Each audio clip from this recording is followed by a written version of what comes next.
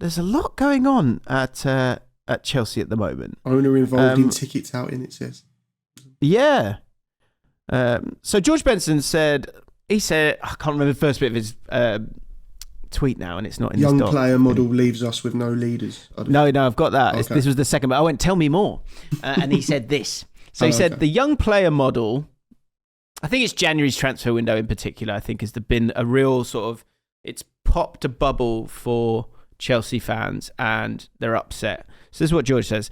The young player model leaves us with no leaders. Young players have nowhere to turn. The squad is paper thin after the transfer window. Sorry, George, I'm trying to... Sorry, I'm not loving you, George. Do you know? Yeah. And this is what's mad though. Like there is truth. Like it's true. We'll get to it. And they didn't address any weak positions. Key players looked disinterested. Manager constantly played down expectations, and we've been awful ever since. Now, apparently, we weren't even targeting top 4. You spoke about the owner there. Don't know if that's true or not. Zero communication regarding the stadium plans. Top players will look to leave because they'll want Champions League football that we don't look capable of achieving. Results bad, but performance levels alarmingly lackluster, which has been the sort of big word that everyone's been using. Overall mentality of the club is weak. Nobody is being held accountable. I find it very hard to accept this long-term 5-10 year vision when the top players will absolutely look to leave to play their best years competing for titles. Too many avenues for one tweet, but there's a feeler for you, mate. Thank you very much. So, let's work our way through this. The overall model of bringing in these young players, and I think one thing that is important to say is players like João Felix brought in the summer, Vega brought in the summer. I'm pretty sure there's another one knocking about. There's a lot of players that have been brought in 6 months later have then left. Departed, yeah.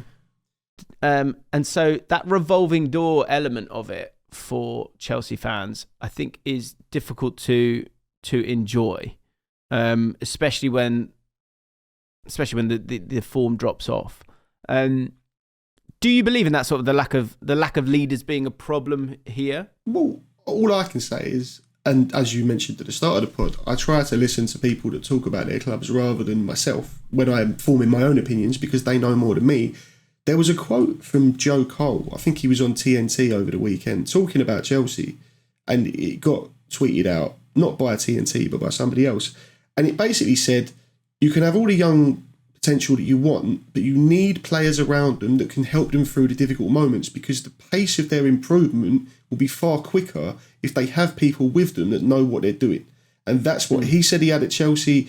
If you look back to the golden era as far as Chelsea fans are concerned, when Roman Abramovich first came in, yes, they signed young players. Yes, there was a lot of experience there as well. And I think that is the key factor. I was listening to Joe Cole talking about when he came through at West Ham, and he said he played in front of Stuart Pearce when he was 37, and he learnt more in 3 months playing in front of Stuart Pearce than he did in 3 years as a youth player.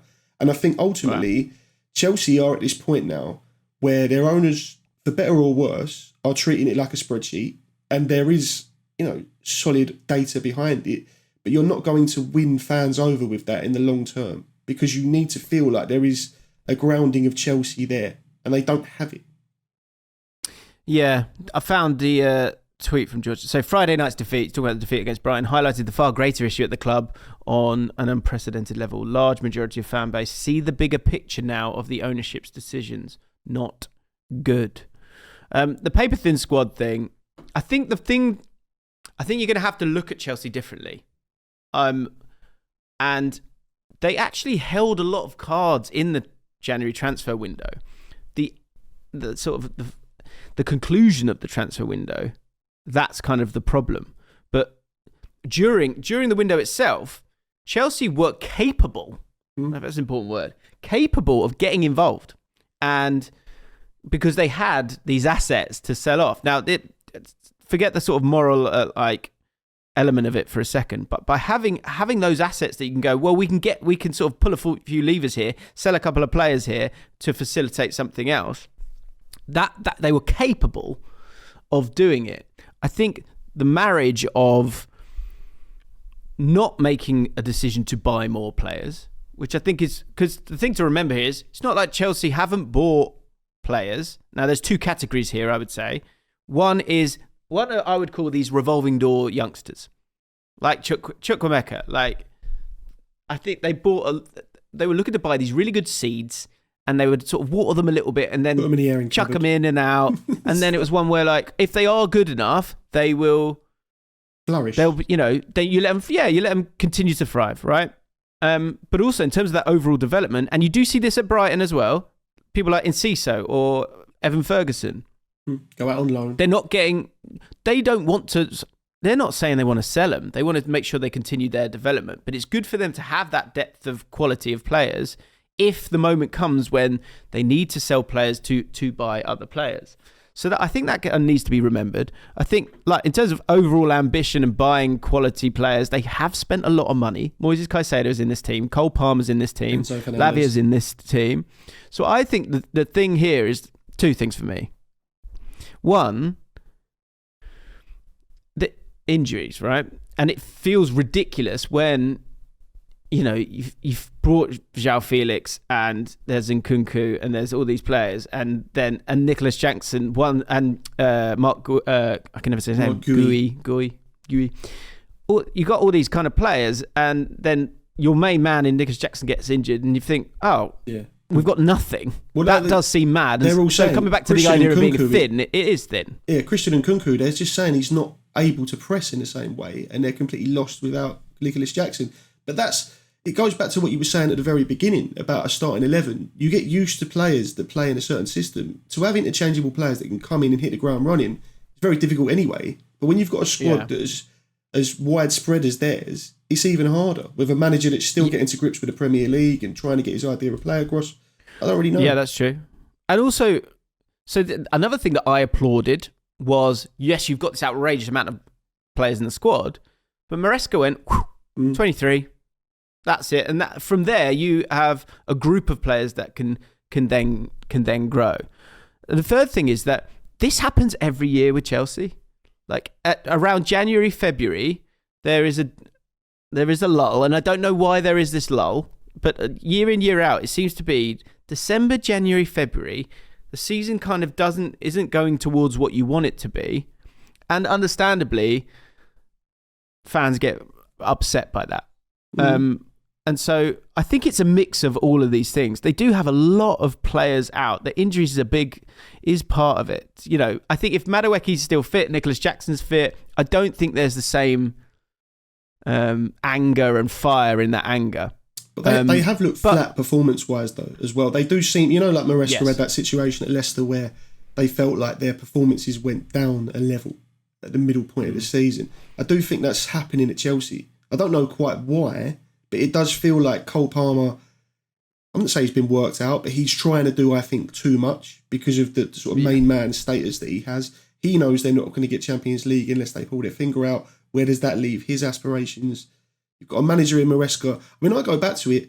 When they did get rid of Pochettino, it felt to me like they were just hitting a bit of an uptick, and then they decided to change that. Are they going to do the same with Maresca in the summer? And if they do, is it just a more fast-paced version of this boom and bust? That project's not worked, so we'll go with something else. Where does that leave you? And maybe this is the other thing I would say is how you said about the youngsters. I totally agree with that. I think that's a really fair point. Flav always says it's like you need those trees to kind of provide the shadow for these young lads. They're not one thing. They're not, because they're all young. They're not seasoned. No. And so, like when you're getting to this, it's this sort of the grind of the middle of the season. Maybe that's something that's making them that little bit jaded. But the biggest question, the most important question, and it's difficult because you want to, especially Chelsea fans, understandably, because they want to win, right? They want to improve. What is it worth giving this group, because you've gone and bought incredible young talent, you've got to sort of let them fail to thrive. It's a similar thing with maybe a lot of these Arsenal players, and it comes down to good coaching, but it also comes down to reps and experience and having that feeling of being better getting it wrong to then get it right. So the question is with Chelsea, when are you truly expecting them to be, and in particular, this group? When are you really expecting this group to be challenging properly? And I would say if you give them this year, whatever we see, I think at the earliest it's not this year, it's next year that you go, okay, come on, you're all good enough. Now I need to see you definitely getting in the Champions League, and then the year after that, doing what Arsenal did, and work your way up, and then get to a point where you're title challengers. Yeah, but I think that won't happen because they won't give them the time, and that is the problem. You know, I keep on going back to it. I'm not saying Graham Potter was cut out for Chelsea because I never thought he was. I actually came onto your podcast and said he's too nice to be Chelsea manager, which is proven to be correct. And I just don't think they will have the patience as a football club, because if you look at the entire arc of their glory period under Roman Abramovich, it was built on ruthlessness. That's what Chelsea were from 2003 onwards. So their fan base are used to rolling the dice when it isn't working because that's what always worked before. But if you're going down this long-term route where you need to give these players 18, 24, 36 months to bed in, I'm just not sure there's going to be an appetite from the fan base or the ownership to do that, without the experienced heads around them to sort of, as you said, give the shade from the tree. Maybe that's the next step, is that the investment there for the next two is 25-year-olds that are good to go. Just say January window, Felix signed in the summer, Vega signed in the summer, Disasi, Cassidy, Chukwuemeka and Ben Chilwell all leave. Again, I would say, in terms of your first 18, 15, let's say 15 starters, these guys aren't in it. No. So when you're having to go at the squad, you're having to go at the squad now because you've let them go because you've had some injuries. If you hadn't had those injuries, I don't think there would be the same anger here. No. And I also think, in terms of, like you're saying, in terms of the ruthlessness, I think that group, I actually think they'll be looking at it and going, okay, we're a bit disappointed here and there, but overall, I still think they're actually on the right trajectory. I do think this is a lull in it, personally. Also, 2 defeats against Brighton on the same pitch in a few days is always going to intensify the glare. Yeah. You know, I do think as well, and I obviously have specific knowledge of this because of the fact that Trevor Chalobah was sent out on loan and told he had no future, and then they pulled the string in January to bring him back.